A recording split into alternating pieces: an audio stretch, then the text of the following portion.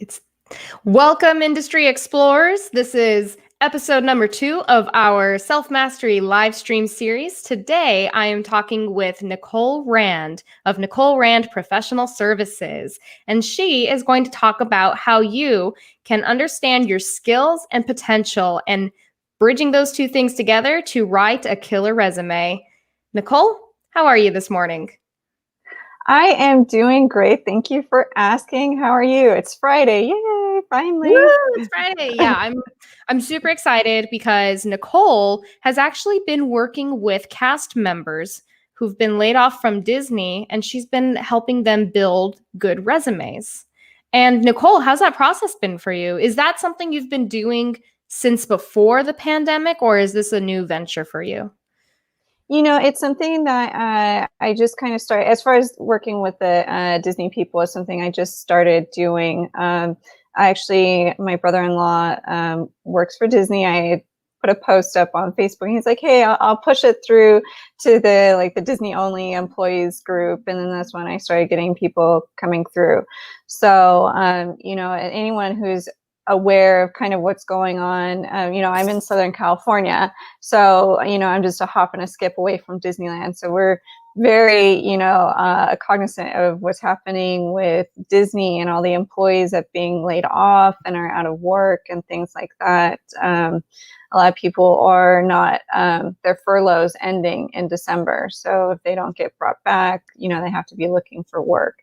So, as far as that's concerned, it's really Disney employees, like a lot of people in the entertainment industry, have just had the rug pulled out from underneath them. So it's helping people understand where they can apply their skills they gained in the entertainment industry into other positions right now. Now, can you speak a little on your experience as a recruiter? Because you do have a lot of experience doing that. What industries have you done this for? Yeah, absolutely. So, I was my last position. I was a recruiter for almost 4 years for a small staffing firm that specialized in office work. We say administrative, but that encompasses everything a company would need. Anything from sales, accounting, marketing. Just basic administrative management, all of that, all the different functions that go into a company.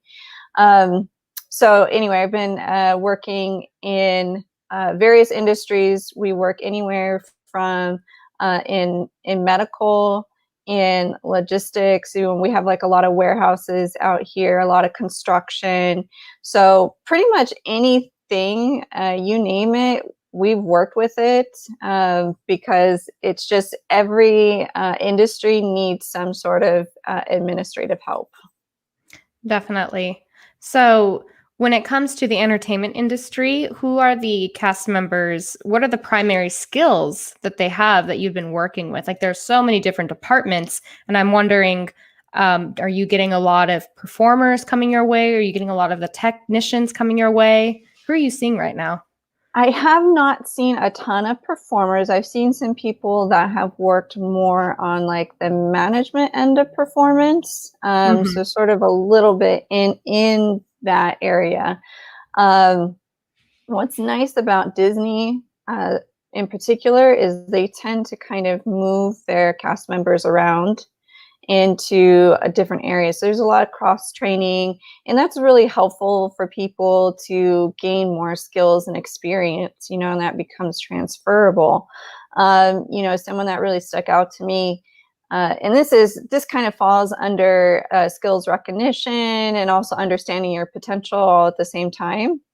But she had provided me with a resume she wrote. And when I first initially looked at it, I'm always looking at things through the recruiter's eyes. And as a sidebar, one of the things I keep saying in my own videos is that you have about 30 seconds with a recruiter. Like, you need to feed the recruiter that information real quick so that they know, hey, this person's going to be a good fit. But anyway, so I'm looking at her resume through recruiter eyes.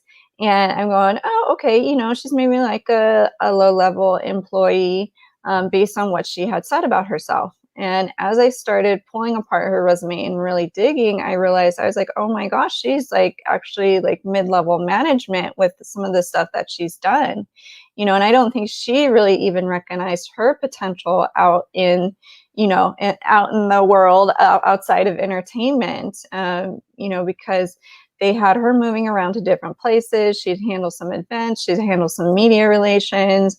She had been with Disney for years and years and years. So, she had really built up quite a big resume. But, she worked in customer service, but she had on there, for instance, one of her skills she put on there was answering phones. And I told her, I said, you are so beyond answering phones. No, we're going to take that off of there because that's not going to apply to anything that you're applying to, so that's kind of, I think, where a lot of people struggle, especially when you're trying to switch from one industry to another. Is not knowing what your skills actually are, which ones are transferable, and how to kind of translate entertainment speak from other jargon in other industries. Right, exactly. So, hers, I feel like might have been a little bit more cut and dry than some other ones might be, especially if you're like strictly a performer.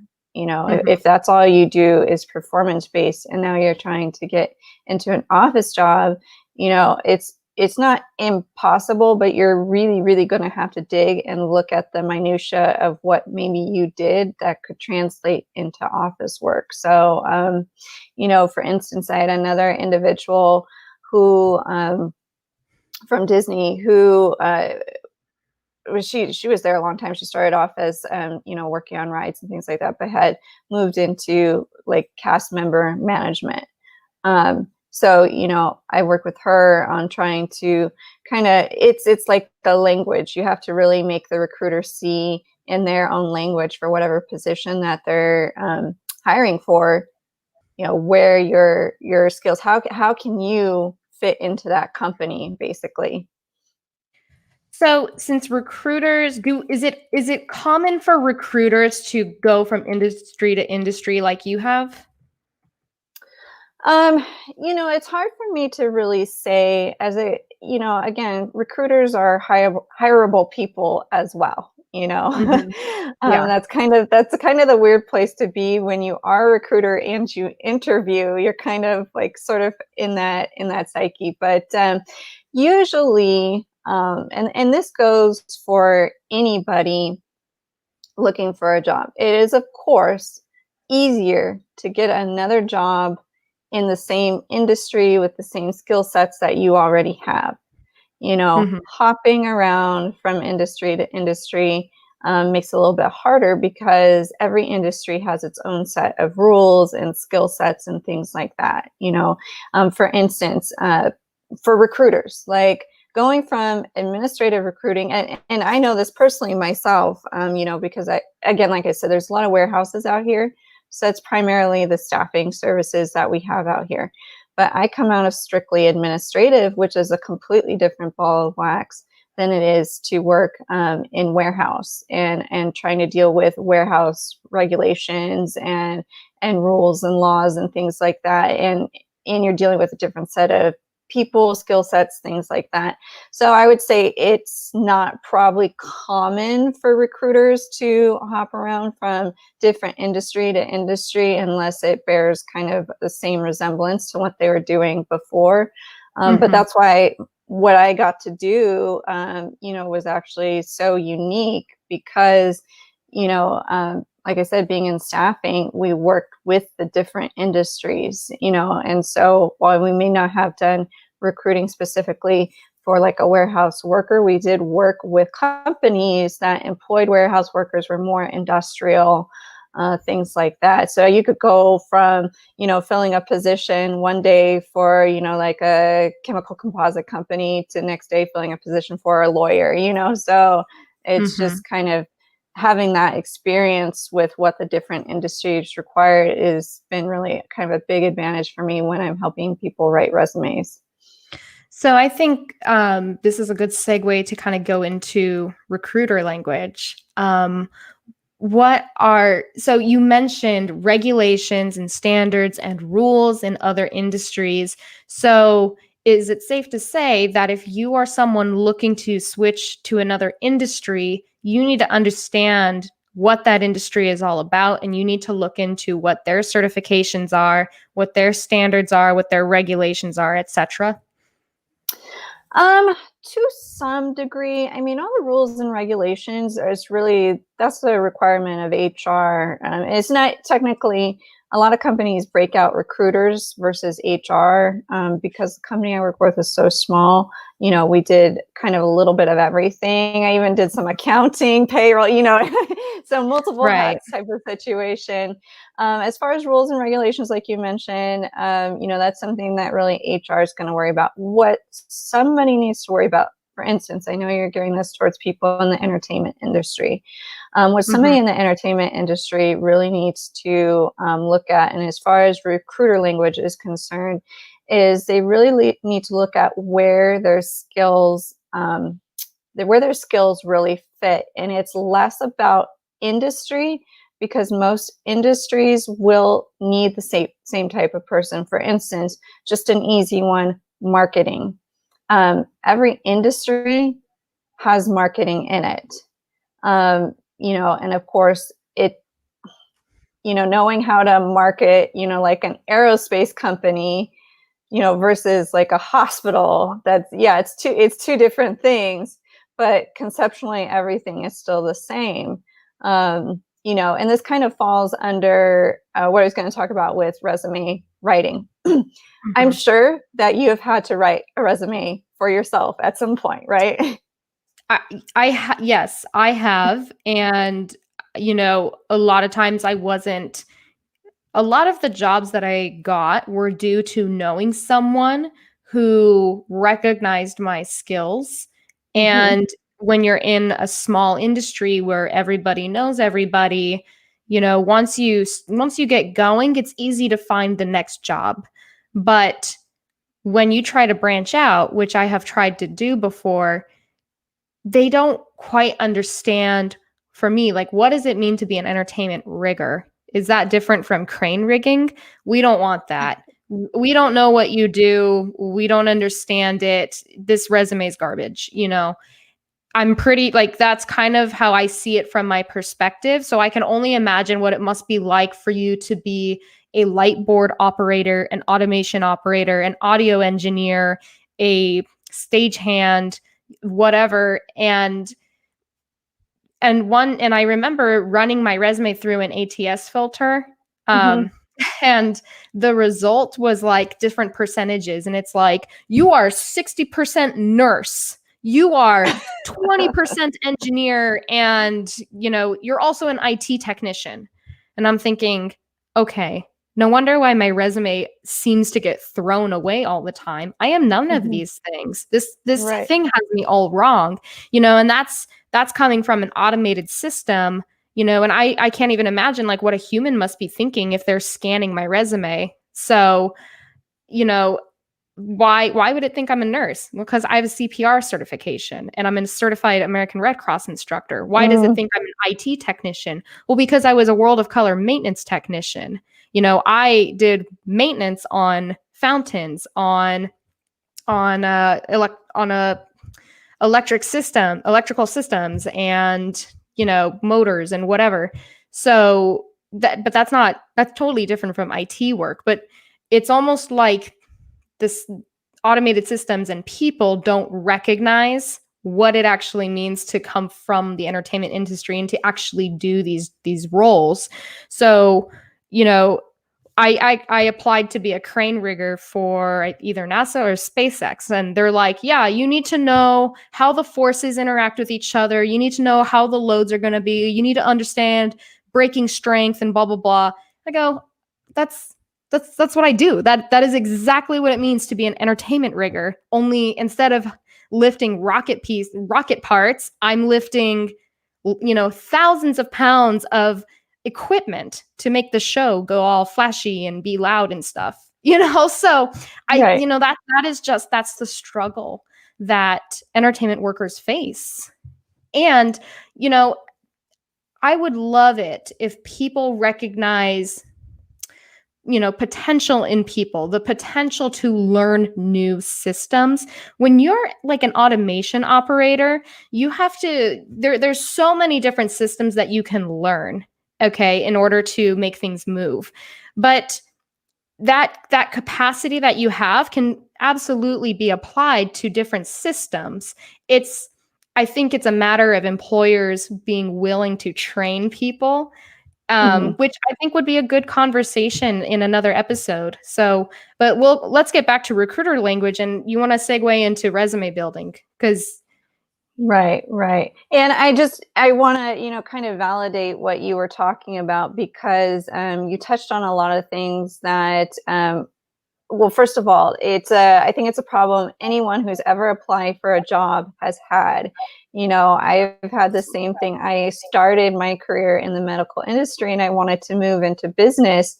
And what I did was so specific and niche, like you were saying, that I had such a hard time finding anyone who would take me. And I only ended up breaking into that industry through networking. Basically right, someone knew someone who got me lined up with an interview. And you had mentioned the automated systems. Nothing, the automated systems have changed absolutely nothing in the way that we apply for jobs when you really look at it, other than making it that much more difficult. mm-hmm. Because you still, in one of my videos, I talked about, what do you do after you've applied for your dream job? And you still need to go after it. You have to try to get in touch with HR. You have to be that squeaky wheel. It does absolutely work until they tell you, go away, you don't fit, or they say, oh, okay, I've looked at this person's resume because they've contacted me 53 times. And, because if you can get in front of a human, your chances of actually getting an interview, if you are a good fit for that position, are a lot greater.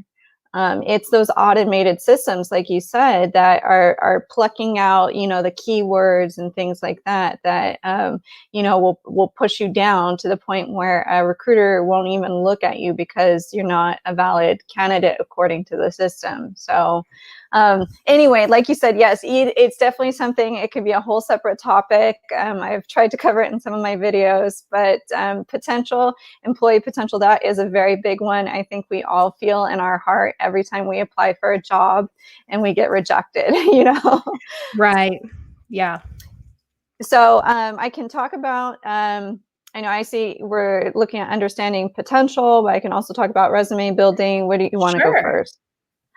Whatever, I don't know whatever makes sense to you, because you're Okay. the expert. Well, We're all here I to learn. will. I will segue into resume building because understanding potential and understanding your skills and everything like that, it's all part of the resume building process. Mhm. First and foremost, like you've talked about, resume building in general, it just kind of sucks. Like, I mean, I don't know when you were doing your resume, I know this has happened to me. I'm like, okay, I'm going to do it. I'm going to do it. Just do it. It's a simple 2-page piece of paper about myself. Was so hard. So you sit down, computer in your lap, in front of the TV. Next thing you know, 3 hours gone by and you haven't written anything. You're like, okay, better luck tomorrow. Right. But, and what that really is because this is where you have to dig about what you do. You know that you do a lot of stuff at work. You're like, I do a lot of stuff at work, but what do Mm, I do? It's like the example I gave about the Disney employee where she was definitely mid-level, like mid-level management, but she had answering phones on there.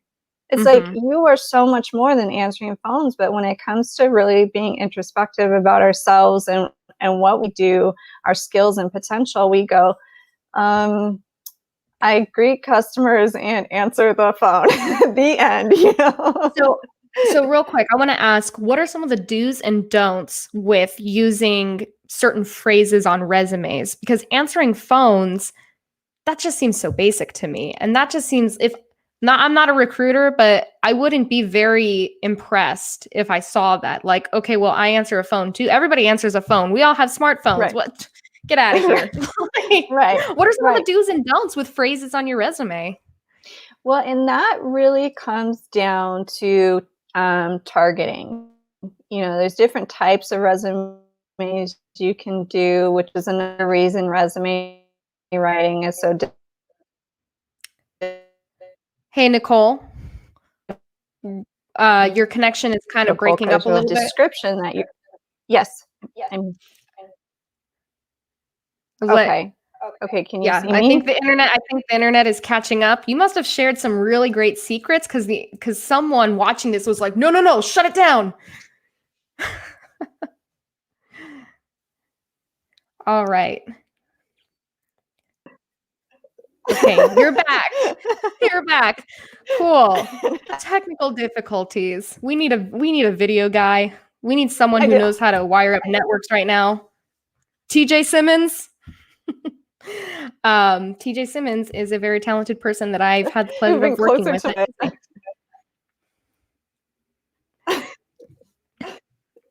Okay, hold on. I know I'll have to move my really pretty scenery, but I can move if you'd like me to, because I don't want to get all interrupted. All good. And if that helps the connection, sure. We're gonna take a coffee break. Actually, okay. This is tea. I know, right? Give me one quick second here.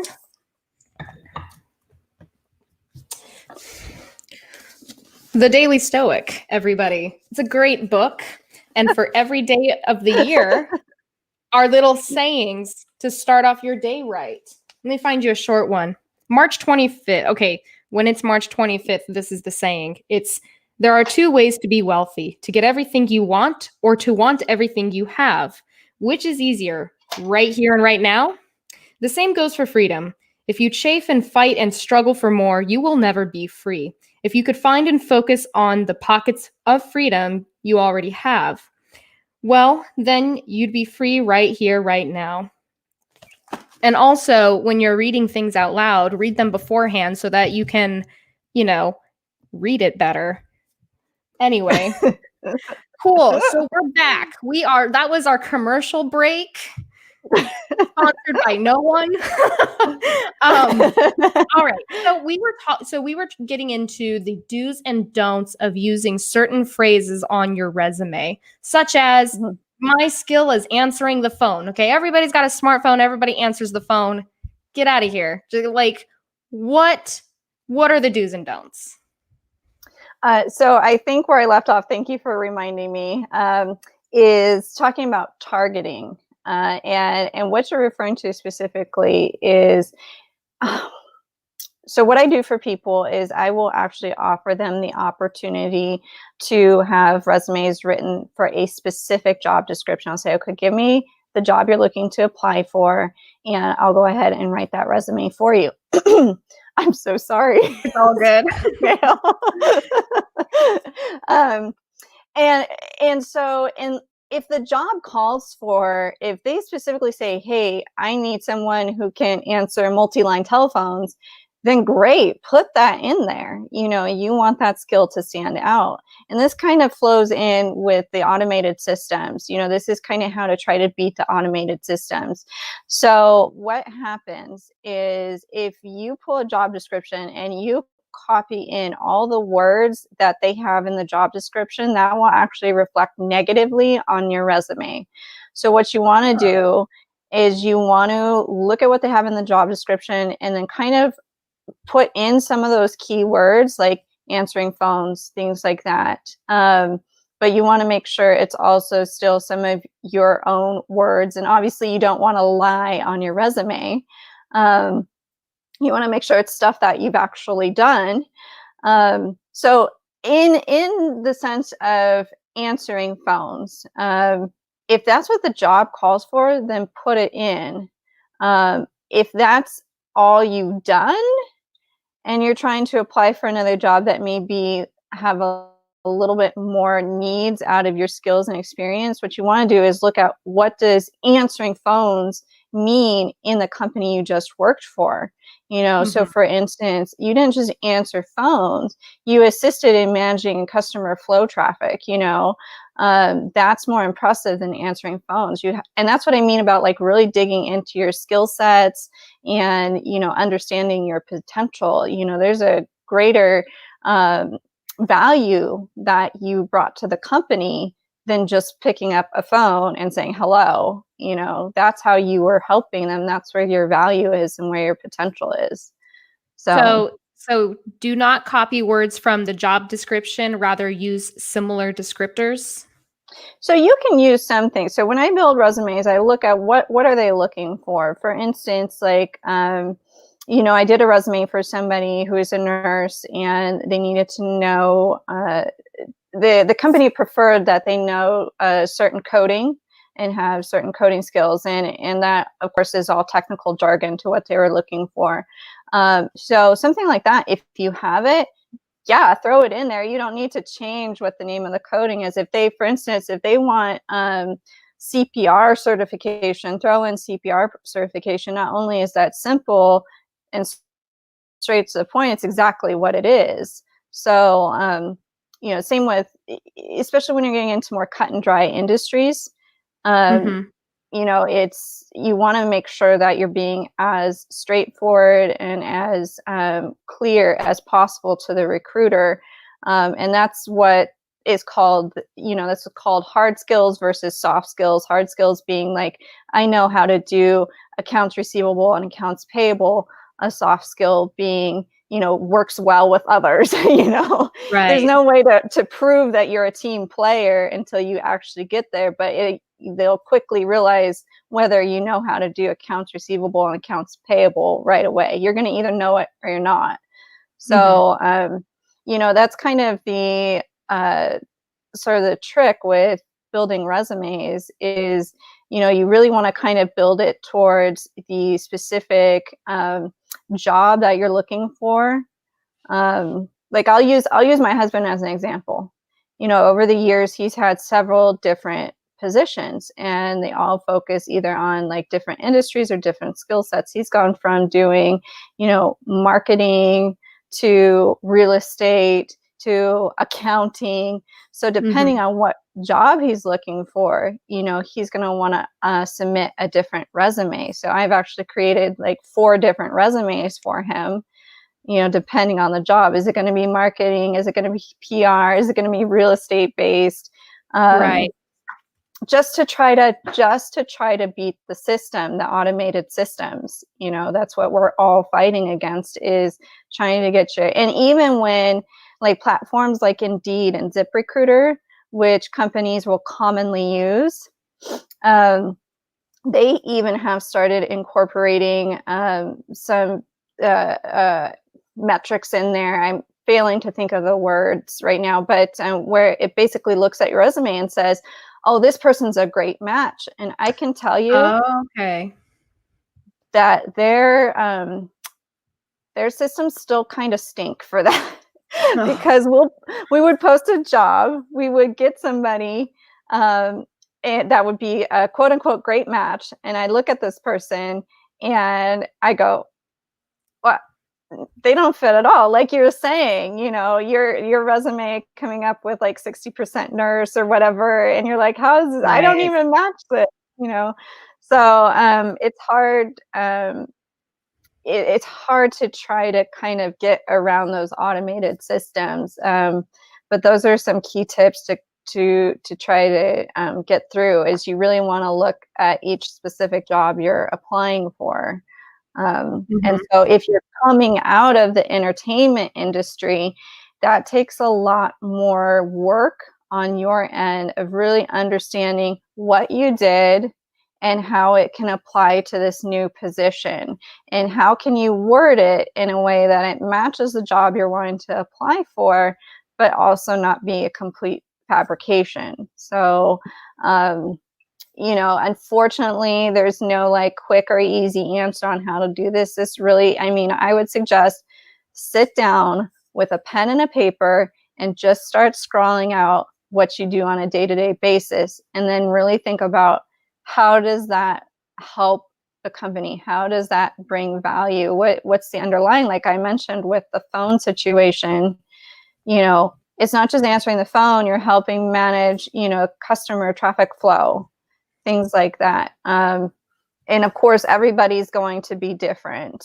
Everybody's background is completely unique. So, and every company is unique. So, unfortunately, unless you get someone like myself to kind of help you in an unbiased way, to recognize what you've done and your own skills and potential, it really takes a lot of soul searching when you're building a resume. That's why we spend 3 hours staring at the TV and not writing a resume instead, Right. So you mentioned that resume is 2 pages, and I feel like I hear a bunch of different opinions on this. Should a resume be 1 page? Should it be 2 pages? Does it, do you need to have the position that you were in, and then the company, and then the years worked, and then descriptors? Like, how do you structure resumes? So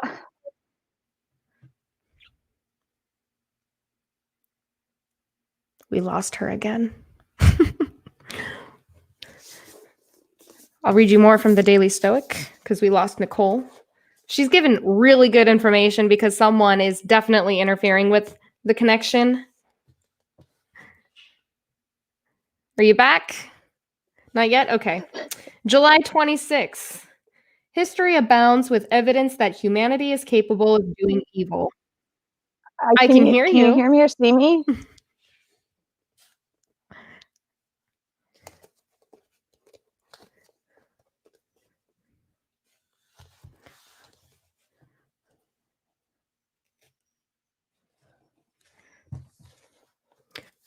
Well, so what's happening here before? Can you see me? I can see you, but you're paused. Now you're coming back. You're here. I see you now. Okay. I can't. Are you talking? Yeah, you're frozen. Oh no. Huh. Well, I hope it's not my connection. Hi, can you? I've got 5 bars. Okay, hold on. I don't know if you can hear me. I'm gonna try to. Yeah. Well, we just lost Nicole. Maybe she'll come back and join us. But until then, I will just go ahead and say, if you would like to sponsor this show, there are sponsorship banners right here. You can also have your logo in this corner here. And hopefully in our future broadcasts, we won't have as many technical difficulties. You can also subscribe to Industry Explorers on YouTube, which would help me out very much so that I can do this full time and bring you content 24/7. Or, maybe 24/5 or 6, I got to have a rest day. I'm kidding. If you guys have any questions for Nicole, please let me know in the comments below so that when she does return, we can answer those questions live. You can also follow Nicole on LinkedIn, and you can follow Nicole Rand Professional Services on Facebook if you want her to help you build your resume. And it looks like we've got Nicole backstage, so let's add her back to the screen. Hello. Hi. Hopefully that doesn't happen again. I don't know what was going on. So it's all good. It's all good. So we were talking about resume building, specifically the structure of resumes. 1 page, 2 page. What do you list first? How does that? Right. What is ideal from a recruiter's perspective? Well, the standard is 2 pages. Primarily, it's 2 pages because you only need to list 10 years of experience, unless there's something that is really specific to the job you're applying for. I just did that for somebody who was applying for a position who had experience that was past 10 years. I did put it on there. I did warn her, though. I said, we usually don't look at anything beyond 10 years, because really what happens is your knowledge and skill sets from that position tend to erode over time, you know. So if you were in accounting 10 years ago and have gone on to do other things and are now applying to another accounting position, a recruiter's going to look at that and say, oh, well, your experience is not recent. So but that's why it's 2 pages. It can be 1 page too. You may have been at one job for 30 years. I just did a resume for someone who that's exactly the case. They were at one job for 30 years. I still managed to squeak out 2 pages from it, but it's not a must. It's not a deal breaker. It's just after you go past 2 pages, you know, they're going to have to really, really want to know what you've been doing to continue looking. But the most important information really needs to be at the top. It needs to be where the recruiter doesn't even have to scroll. So you don't need to put in like a 5-sentence objective or, you know, a personal summary or anything like that, because really at the end of the day, like I mentioned earlier, you have about 30 seconds with a recruiter who's scrolling through hundreds of resumes. So you want to make sure what you get across to them in 30 seconds is the skills that you can bring to the company that are going to fit that job description that you've applied for. And this is where your skills section really comes in handy. This, for me, when I'm designing resumes, I always put it at the top. So you can see it right away. And like I said, the difference between your hard skills and your soft skills. You know, you would put in, again, this is the answering phone situation. If they want you, if the job description says we need someone who can answer multi-line telephones, well, you're going to go ahead and put right up there in the skills section, answers multi-line telephones, you know, so they know, you know, that's a hard skill. You either know it or you don't. And then, you know, you can add in some of those. I'm not saying get rid of all your soft skills, but you can add in some of those: great at multitasking, super organized, detail-oriented, things like that. But I've seen a lot of people fill up their skills sections full of that. So that doesn't really tell me anything. You know, I can say I'm that. Can you prove it? No, you can't. I mean, until you see me work for months and months, you can't prove it. But you'll see on day one whether I can answer a phone or not, you know? Right. So as far as the format's concerned, like I said, when you're doing a general resume, you're looking at 1 to 2 pages, and you want to make sure that you put your skills section right at the top, you know, with just a short, sweet little blurbs about what you do, you know, accounts receivable, whatever. But again, like we're talking about people in the entertainment industry, if they're trying to switch out of the entertainment industry, which obviously right now, there's no jobs for anyone in the entertainment industry, really. You know, just a few of those that are allowed to go back. But you know, I know a lot of people who are having to try to move out of that. This is, again, you can't put anything in your skills section on your resume until you understand what your skills are and how they're transferable to, you know, a new position. And it can help. Like I said, it can help understanding, hey, did what I did at my previous job, is that apply more to like an administrative assistant situation? Was I handling a lot of money and having to do tallies and things like that? You know, because again, all of the same things apply to every company and every industry. It just looks different. You know, Disneyland still has their accounting. You know, and you may be like a manager on the store floor. Of course, somebody's going to see retail, but if you can really highlight, okay, you know, I tallied up the cash, the credits, the debits, things like that. I've never worked retail and had to do that, so I'm just spitballing here. But, you know, if you're a manager, you have to handle a lot of those things. So you're going to want to highlight that end of it. You know, if you've had to do scheduling, you know, you want to highlight that. That's a very administrative thing. So that can kind of help guide you where you want to go. So if you really liked working with the numbers and handling the cash and the money end of things, If that was a big responsibility of your job, then you can start looking more into some accounting based things, or looking for jobs that there's a heavy requirement for that.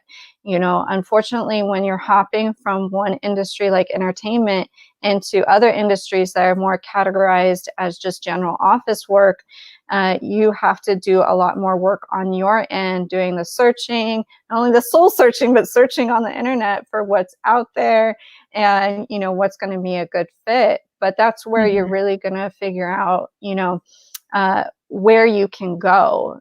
Again, like I said, even if you were in retail as a manager or something like that, whatever responsibilities you had. I mean, even if you weren't a manager and you're in retail, and that's a hard hop to make, because my coworker, in the staff, she worked in retail, and so she understood how hard of a hop it is to make, because people, recruiters, HR, they only see, oh, retail. Okay, so all you can do is retail. I'm not looking for retail. But there's so much more involved in it. What do you have to do? You have to look at, how did you interact with the customers? What value did you bring to the company?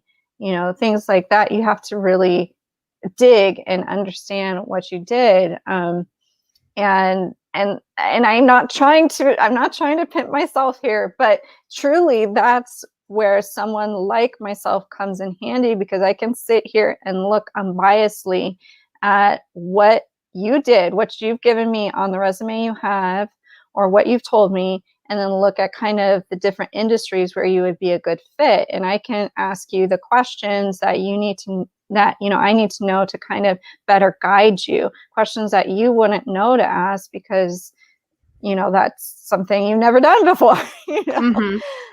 Can you give us a sneak peek of a good question that you ask that many people may not typically know to ask of themselves? That's, I don't want to avoid the question. I'm not avoiding it. It's almost a case by case situation. I'm trying to think on some of the resumes that I've recently worked on. I actually had one. I'd asked her a couple of questions, and she sent me a whole big blurb back. Gosh, that's a good question. Like I said, because it's really case by case. For example, I'm gonna use you for example. You're telling me about rigging and all of that. I don't know anything about rigging. That's not something that we ever dealt with. We did get a lot of different people come through, and I have to say because we wrote resumes. When I worked at the staffing service, that was one of the services that we offered, and we get so many very unique niche people through the door, like plumbers, or a specific type of plumbing. It's not even just general plumbing, and so you have to go research what they did. So as far as like rigging, I'd look at your resume, I'd do some research, I'd come and ask you kind of some generic questions that would help you dig a little bit deeper into yourself, and provide me with those answers. I don't know that I can give you any one generic question, because it is so specific. It's almost, your resume is almost like your fingerprint. It's no one person has the same experience and skills that you do. And this is why I would say, if you don't want to hire someone, I would say maybe take it to a friend or a family member who's not terribly familiar with what you do, and have them, read through it and just ask you questions about your job. Just ask me questions about anything you don't understand, especially if it's something very specific, like you said, about rigging, or managing like light boards or things like that. That's something that's really specific to people in the entertainment industry.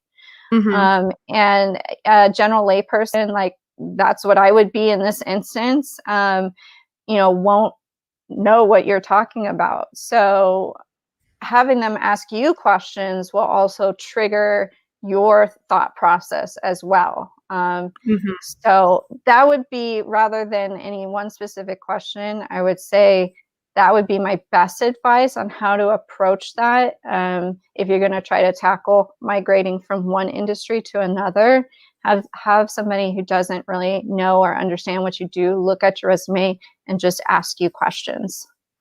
And it's probably helpful too to have someone in the industry that you're applying for look at your resume too. I mean, if you can't get a hold of the recruiter or the employer, there's the internet. We have great resources where you can reach out to people that are in the same, like have similar jobs as the one that you're applying for. So I think it would really be helpful to ask those people who are already in those industries to look at your resume and give you advice on what is important to them, because they're going to be the industry experts, and then they can also help you tailor your resume to fit the job you're trying to achieve, and combine that with resume services like Nicole and the services that she's offering. And I mean, that's going to be a really good way to try to make your resume stand out. So Oh, yeah. use your resources. We have a Facebook user. Thank you, secret admirer.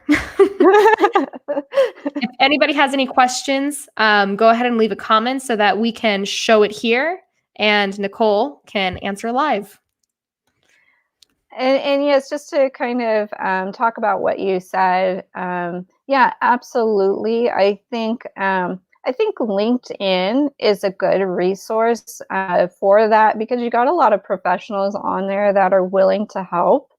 And also, if you're being really genuine about what you're trying to do, people will see that, versus like, oh, I'm just trying to ask you questions, so I'll see if you'll hire me.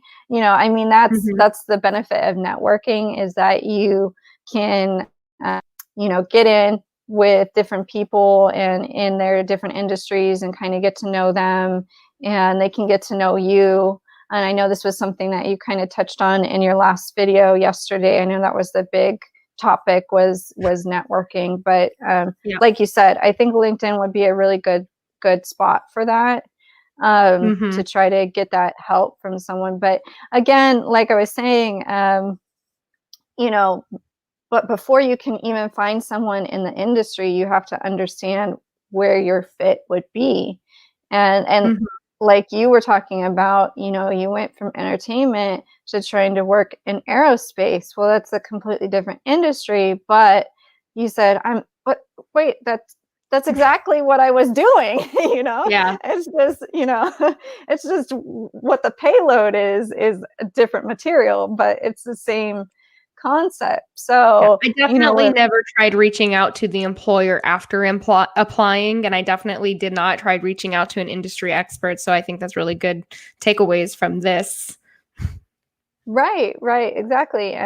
So it's just like I said, unfortunately, a lot of it is just case by case, and you have to really understand, like you did, how you can kind of transfer your skills, and what you do in entertainment could apply to medical.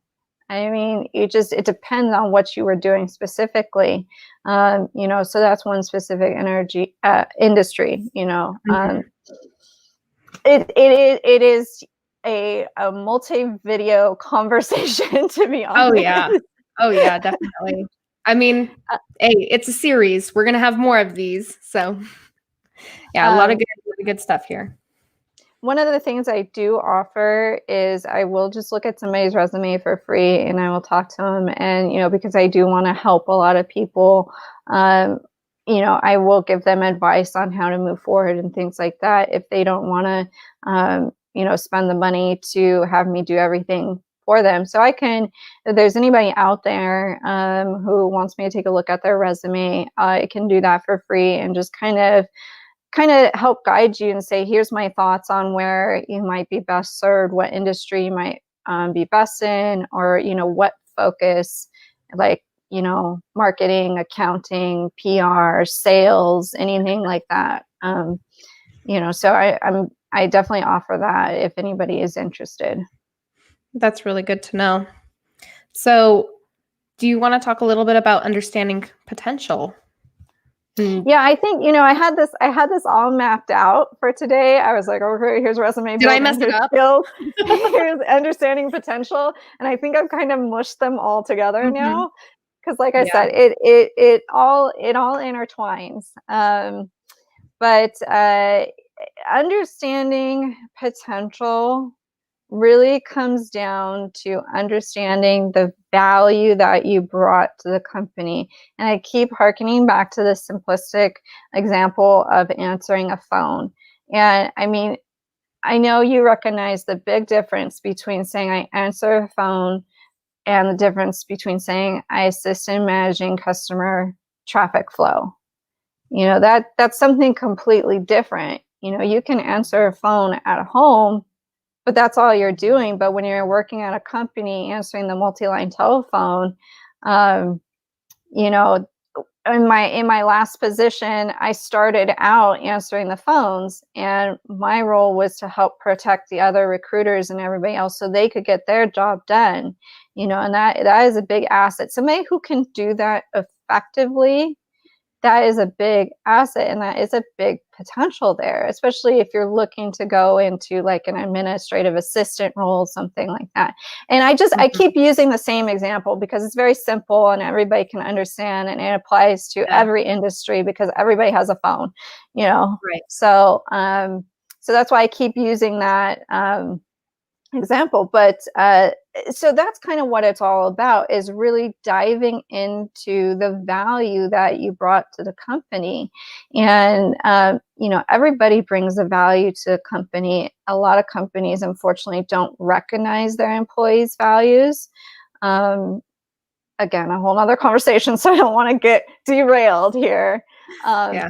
but even though you may not have felt like your value was recognized, and you may have felt like, oh, I just sit here and answer phones, it's almost it's the hardest thing that we ever have to do. It's talking about yourself in a positive manner. Mhm. Most of us don't like to sit down and go, well, I'm amazing and here's why. But that's literally what you have to do on your resume. You have to Mhm. sell yourself. Why, as a recruiter, am I going to want to bring you in and interview you?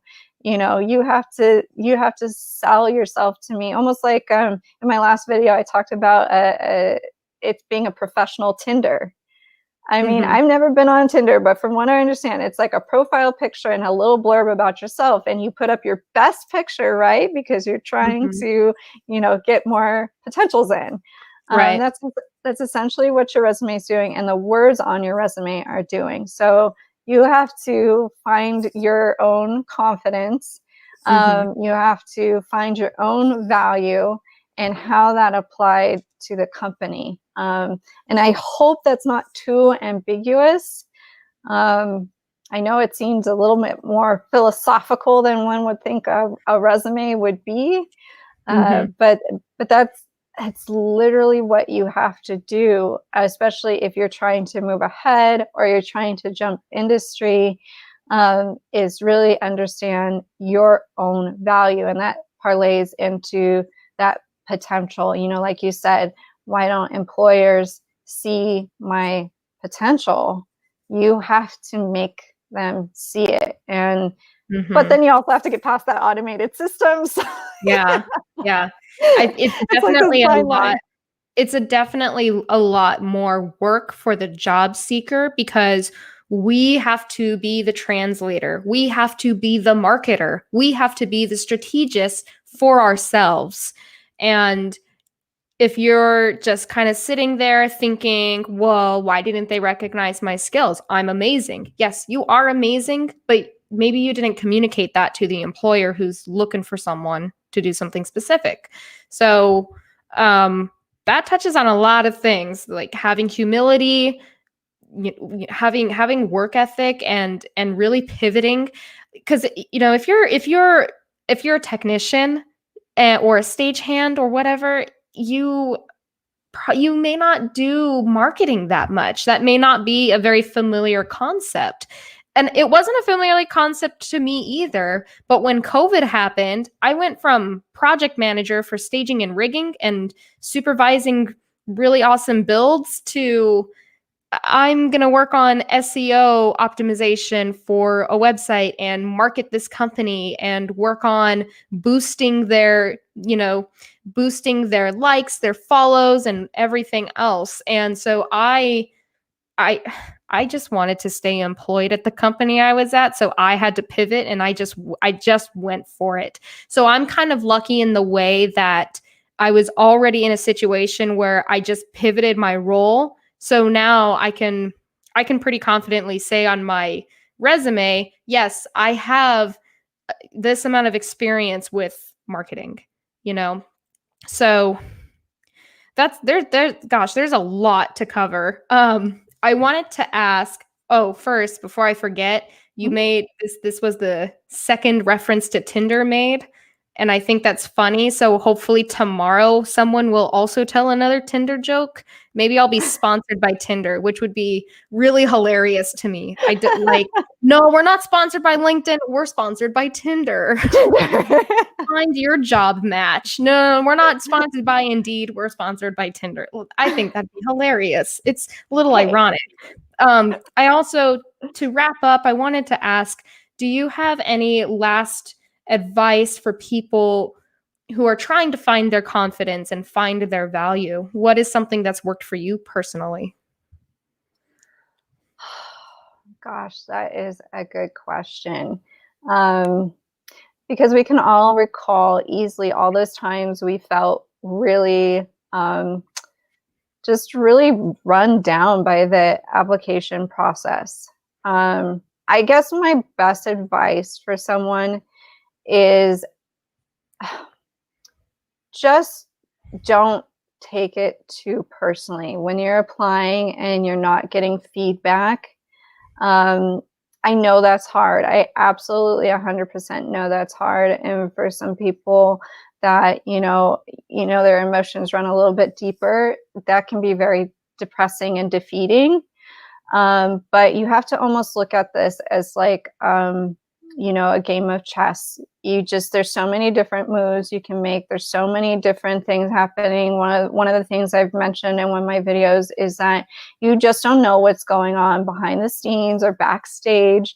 A lot of companies will post positions because they have to, but they already have someone in mind. So even though you may be an exact match for that position, you don't get a call. You just get that, automated email that says, hey, you're not a good fit or whatever. And you just left there going, what happened?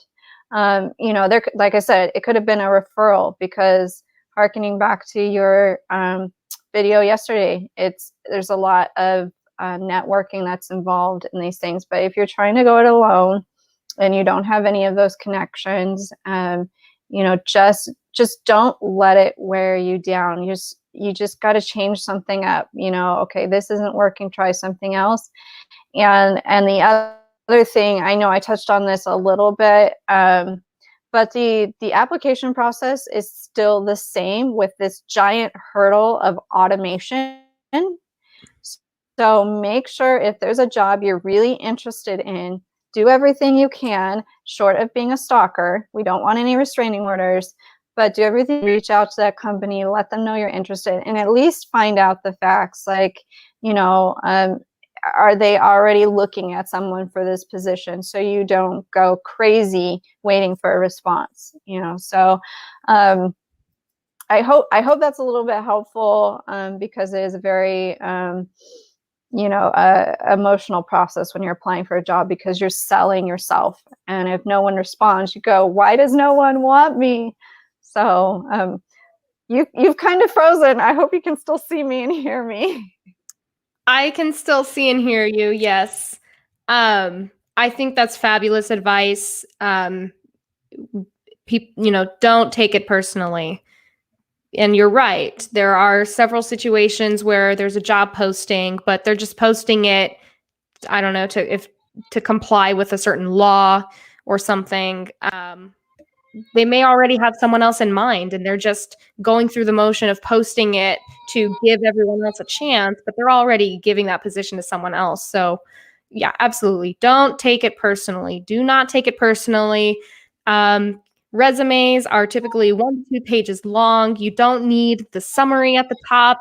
Put the most important skills up top and then your experience. And when you're listing your personal skills, you're going to want to tailor it to the job you are applying for. So if they need something specific, you need to list that first, then your soft skills. And what else did we cover? Go network with people so that they can help you understand how their industry works and what they're looking for when they're looking at job applications.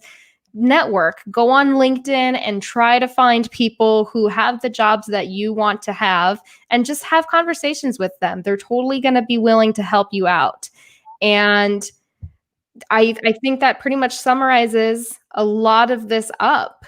So you can follow Nicole on Facebook, or you can follow Nicole Rand Professional Services on Facebook, and you can follow Nicole Rand on LinkedIn. And you should totally subscribe to Industry Explorers on YouTube. We're going to have a lot more live streams. It's going to be fun.